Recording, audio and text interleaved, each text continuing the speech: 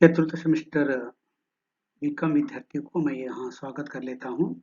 आपकी लघु कथाएं या लघु कथा कुंज के कहानियों में से ये कहानी तो मैंने लास्ट पीरियड पढ़वाई थी। नामदेव के द्वारा लिखित, नामदेव के द्वारा लिखित और एक कहानी है सरकारी सांड। सांड का अर्थ है बैल। सांड का अर्थ है बैल। तो सरकारी बैल के एक विशेषता यहाँ बताते हैं, परंतु यहाँ बैल ही नहीं, व्यक्तियों के बारे में वह सांड बता देता है। पहले सरकारी सांड की विशेषता क्या है, ये जानने के पहले हमें लेखक के बारे में जानकारी लेना है। तो लास्ट पीरियड मैंने नामदेव के बारे में बता दी है, और परीक्षा की दृष्टि से आपको यहाँ भी कुछ बातों को ध्यान देना है। एक दो वाक्यों में मैं तो यहाँ नामदेव के बारे में बताता जाऊंगा। उनका जन्म 7 अगस्त 1971 1971 में हुआ। दलित चेतना और स्त्री विमर्श, हिंदी कविता, मध्यकाल और आधुनिक काल, सामाजिक क्रांति के अग्रदूत ज्योतिबा फूले, हिंदी उपन्यासों की आईने में भारतीय मुसलमान आदि कई कृतियां उनके द्वारा प्रकाशित हैं। वे किरोड़ीमल कॉलेज दिल्ली में एसोसिएट प्रोफेसर के रूप में आजकल काम कर रहे हैं। यही नामदेव की संक्षिप्त परिचय। सरकारी सांड कहानी के बारे में हम आएंगे। ये बहुत छोटी सी कहानी है, लघु कथा। लघु कथा कहते समय मान लो लघु अर्थात छोटा अर्थ है। तो लास्ट पर कहने के समान एक विषय को लेकर यह कहानी लिखी जाती है। मुख्य रूप से इस कहानी में क्या कहा गया है कि जातीयता या सांप्रदायिकता के बहका में आकर अपना कर्तव्य भूलने पर क्या होता है, या कर्तव्य को समझकर काम करने पर क्या होता है। यही लाल नामक एक व्यक्ति है, वो अपना कर्तव्य को प्रधान मानता है और एक शिक्षक के रूप में बन जाता है। मानव के लिए एक आदर्श व्यक्ति के रूप में दिखाई पड़ता है, परंतु कुछ को नहीं मालूम पड़ता है वह कैसा इस तरह आगे बढ़ा है। ये जानने के लिए आपको यह कहानी पढ़ लेना चाहिए। यही देख लीजिए, मैं तो आलम, अब्दुल, वकील, लाल, रवि, गौरी, आयशा, सबीना, ये सभी दोस्त बहुत मजे में पढ़ते हुए अपने भावी जीवन को तराशने में लगे हुए थे। अर्थात वे स्कूल में पढ़ रहे हैं, बहुत आनंद से जीवन को बिताने लगे, क्योंकि बाल्यकाल है। स्कूल जाते समय अपने के लिए कुछ तो काम करने का तो वश नहीं रहता है, इसलिए वे केवल कॉलेज जाना या स्कूल जाना, मजे करना। परंतु उन लोगों के दृष्टि में क्या है, भावी जीवन में क्या करना है, पढ़ाई के बाद यौवन में मुझे क्या करना है, कैसे नौकरी पाना है, जीवन कैसे बनवाना है, ये सभी विचार करने लगे हैं। आलम है, अब्दुल है, वकील है, लाल, रवि, गौरी, आयशा, सबीना, सभी तरसाने में लगे हुए। एक दिन कैंटीन में सभी चाय समोसे पर बैठे थे। ये सभी चाय पीने के लिए कौन सा चीजों को खा रहे हैं, चाय और समोसे। तभी उनमें जाति और धर्म को लेकर बहस छिड़ गई। ಮಾತಾಡ್ತಾ ಮಾತಾಡ್ತಾ ಅವರಲ್ಲಿ ಒಂದು ಮಾತು ಬಂತು, ಯಾವುದು, जाति और धर्म। प्रधान विषय यही है इस कहानी में, मैंने प्रस्तावना में बता दिए क्या है, जाति और धर्म। ये विषय को लेकर इन छात्रों के बीचों बीच बहस बहस चर्चा चर्चा होने लगी। आपसी लगाव तनाव में तब्दील होने लगा। सवाल यह था कि पढ़ाई पूरी होने के बाद कौन क्या बनेगा। सभी विचार चर्चा होते होते अंतिम एक विचार है, पढ़ाई पूर्ण होने के बाद क्या करना है, किसे क्या करना, ಯಾರ್ಯಾರು ಎಂತ ಆಗ್ತಾರೆ, ಏನಾಗಬೇಕು ಭವಿಷ್ಯದಲ್ಲಿ, ये बात को लेकर चर्चा होने लगी है। और आलम स्वयं दलित मुसलमान था। आलम फर्स्ट वन, वह क्या है?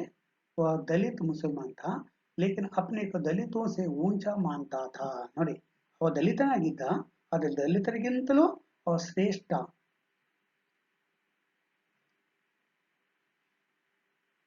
ಅಂತ ತಿಳ್ಕೊಂಡಿದ್ದ, ಆತ ಹಾಗೆ ವ್ಯವಸ್ಥಿತ। अब्दुल स्वयं दलित मुसलमान था, लेकिन अपने को दलितों से ऊंचा मानता था। ನೋಡಿ, आलम और अब्दुल दोनों दलितों से ऊंचे मानते थे। आलम स्वयं दलित मुसलमान था, लेकिन अपने को दलितों से ऊंचा मानता था। अब्दुल अमीर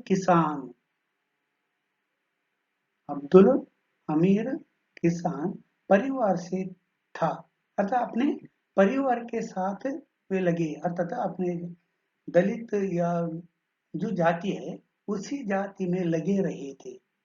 उसका सपना किसी किसानी करना या किसी तरह रिश्वत दे दवा कर गांव के पास के किसी सरकारी स्कूल में मास्टर बनना था। ये नोट कर लेना है। क्या है? यदि हो सका तो किसान बनना, नहीं तो कुछ तो रिश्वत देकर, रिश्वत लंच लंच ಕೊಟ್ಟಾದ್ರೂ गांव के किसी स्कूल में काम करना है, मास्टर बनना है। ये कौन कौन विचार करते थे? अब्दुल अमीर किसान। वकील लाल और रवि शिक्षक बनना चाहते थे। ನೋಡಿ, वकील लाल और रवि ये तीन लोग क्या बनना चाहते हैं? शिक्षक बनना चाहते हैं। गौरी अफसर और आयशा ಆಕಾಶವಾಣಿ में ಉದ್ಘೋಷಿಕಾ बनना चाहते हैं। ಇಬ್ರು ಹುಡುಗಿಯರು ಗೌರಿ ಮತ್ತು ಆಯಿಷಾ. ಗೌರಿ ಒಂದು ಯಾವುದರ ಆಫೀಸರ್ ಆಗ್ಬೇಕಂತ, ಆಯಿಷಾ ಆಕಾಶವಾಣಿಯಲ್ಲಿ ಉದ್ಘೋಷಿಕಾ ಆಗ್ಬೇಕಂತ ವಿಚಾರ ಮಾಡ್ತಾರೆ। बहस में सबने महसूस किया कि रास्ता इतना आसान नहीं है। सभी अपने अपने राह को ढूंढ निकलने पर उन्हें मालूम पड़ा है कि वह रास्ता अपनाना या गंतव्य पहुंचना इतना आसान नहीं है। वे उन्हें तो मालूम था अपना रास्ता इतना, वो कौन सा रास्ता है? गंतव्य, ತಲುಪಬೇಕಾದ ದಾರಿ ಇಷ್ಟು ಸುಲಭ ಇಲ್ಲ। क्योंकि किसी को धर्म के कारण तो किसी को जाति के कारण दिक्कत आएगी। याके धर्म और जाति के कारण दिक्कत अर्थात बाधा आएगी। ये तो उन्हें मालूम है। ಯಾಕೆ? ಜಾತಿ ಆಧಾರದ ಮೇಲೆ ಕೆಲಸ ಟೀಚರ್ಸ್ಗೆ ಅಥವಾ ಧರ್ಮದ ಆಧಾರದ ಮೇಲೆ, ಅಂದ್ರೆ ಜಾತಿ ಧರ್ಮದನ್ನು ನೋಡಿದ್ರೆ ಇವರು ಶಿಕ್ಷಣ ಸಿಗುವುದಿಲ್ಲ, ಸಾರಿ ಶಿಕ್ಷಕ ವೃತ್ತಿ ಸಿಗುವುದಿಲ್ಲ ಅಂತ ಅವರಿಗೆ ಒಂದು ಸ್ವಲ್ಪ ಹೆದರಿಕೆ ಇತ್ತು। बात सच भी थी। क्यों है? उस काल में निम्न वर्ग के या दलित छात्रों को अध्यापक बनना असंभव था। वैसे इन दोस्तों में शायद ही कभी व्यक्तिगत कटाक्ष होता था, लेकिन उस दिन रिसर्च फेलोशिप में लाल जब पास हो गया, नोट कर लेना अभी, लाल रिसर्च फेलोशिप में पास हो गया और बाकी रह गए इतने लोगों में केवल लाल पास हो गया रिसर्च फेलोशिप में, सभी वही रह गए, बाकी रह गए। तो उनमें से कुछ दोस्त ने कहा कि उसको तो मिलना ही था क्योंकि वह एससी है। क्या है? अन्य लोग कहने लगे हैं वह एससी है, एससी होने के कारण उनको मिलना है, और ये सरकारी सांड होते हैं। ये तो सरकारी सांड होते हैं, सरकारी सांड होने के कारण उन्हें काम मिलना ही चाहिए। तो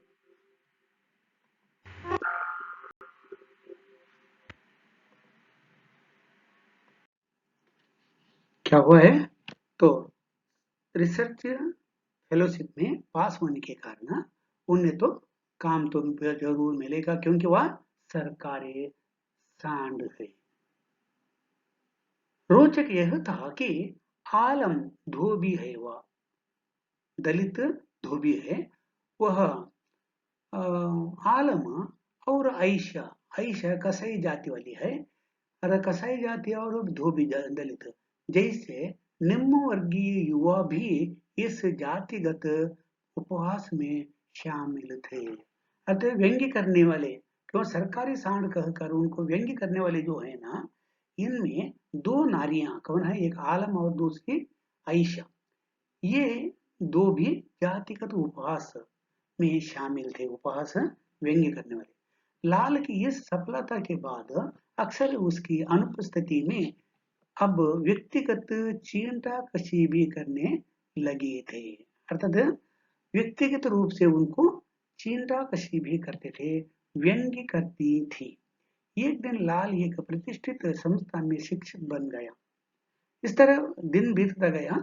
एक दिन वह लाल रिसर्च फेलोशिप में पास होने वाला जो है, वह एक प्रतिष्ठित संस्थान में शिक्षक के रूप में नियुक्त होता है या बन गया, और अपने विश्वविद्यालय का नायक, देख लिए केवल वह शिक्षक नहीं है, अपने विश्वविद्यालय का नायक भी, लीडर भी बन गया। एक दिन गौरी और आलम ने लाल से कहा, देख लिए गौरी और आलम ने लाल से कहा, आलम क्या है, वह धोबी है और आयशा कसाई है, और ये दोनों ने आज इनसे प्रश्न किया, क्या है कि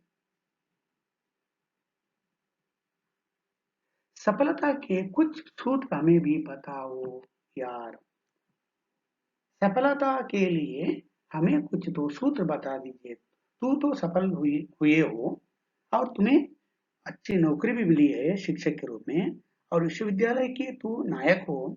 इस तरह से सफल प्राप्त करने के लिए कोई सूत्र है तो हमें भी बता दीजिए, हम भी बनेंगे। किसने पूछा, आलम और आयशा ने।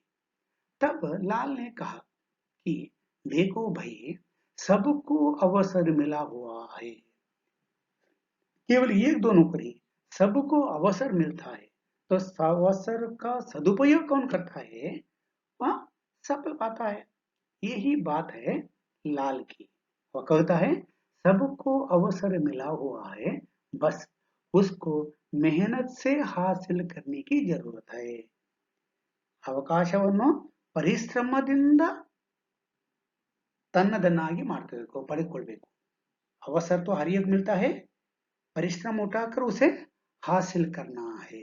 ये बात किसने कही है, लाल ने आलम और आयशा को बता दी। और लेकिन हम अपने जाति समुदाय के बंद तहखानों से बाहर नहीं निकल पाते। और ये भी बता देता है, हम अपने जातीय समुदाय के बंद तहखानों से बाहर नहीं निकल आ पाते, और एक दूसरे से ईर्ष्या करने लगते हैं, एक दूसरे से ईर्ष्या करते हैं, ईर्ष्या द्वेष करते हैं, और अपने समुदाय के जो जातीय समुदाय के जो बंद तहखाने हैं वहां से बाहर नहीं आते। तो कुल मिलाकर क्या है, जाति या समुदाय से बाहर आकर सभी से मिलजुलना है, और एक दूसरे से ईर्ष्या ना करना है।